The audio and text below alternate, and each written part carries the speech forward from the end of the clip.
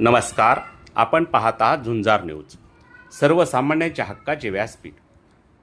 पावसाळा सुरू होऊन 1.5 महिना झाला.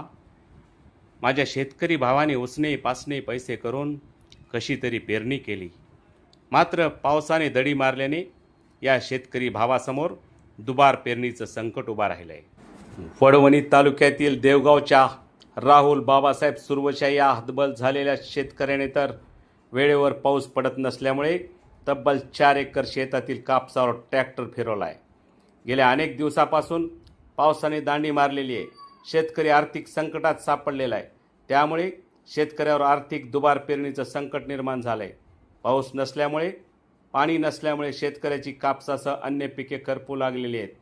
त्यामुळे राहुल सुरवसे या शेतकऱ्याने ठरवले की कापूस करपत असल्याने या कापसावर ट्रॅक्टर फिरवायचा आणि अखेर त्याने तो फिरवलाही. झुंजार न्यूजसाठी मी दत्ता आंबेकर, अंबाजोगाई.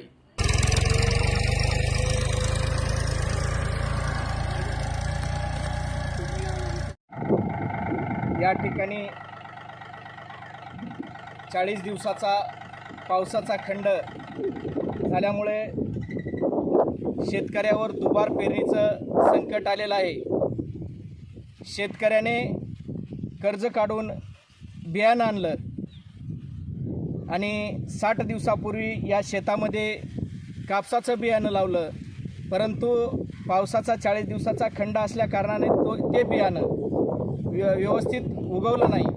त्यामुळे शेतकऱ्यावर दुबार पेरणीचं मोठं संकट उभं राहिलं आणि शेतकऱ्याने पुन्हा कर्ज काढून पुन्हा या शेतामध्ये काळ्याईची ओटी भरण्याचं काम या शेतकऱ्याने केलं आणि अशा दुबार पेरणी करणाऱ्या शेतकऱ्याला सरकार मायबापाने मदत करावी, एवढीच सर्व शेतकऱ्याच्या वतीने मी सरकार मायबापाला विनंती करतो की त्यांनी शेतकऱ्याला मदत करावी.